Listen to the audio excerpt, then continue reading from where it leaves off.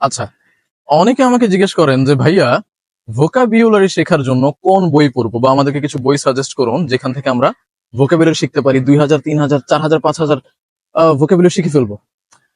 আসলে আমার কনসেপ্টটা এখানে ভিন্ন।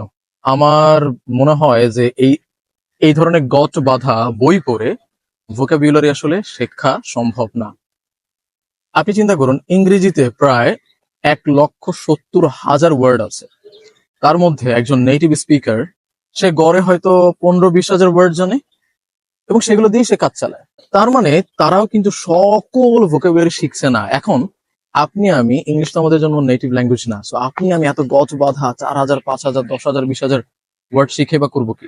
এবং আপনি বই থেকে যে গজ বাঁধা শব্দ শিখবেন সেগুলো সবগুলোই প্রায় অপ্রয়োজনীয়। আপনি শিখছেন কিন্তু প্রতিদিনের জীবনে ব্যবহার আর করতে পারবেন না। তাহলে ব্যবহার করতে পারবেন এই ধরনের শব্দ আপনাকে শিখতে হবে, এবং সেগুলো কোথায় পাবেন?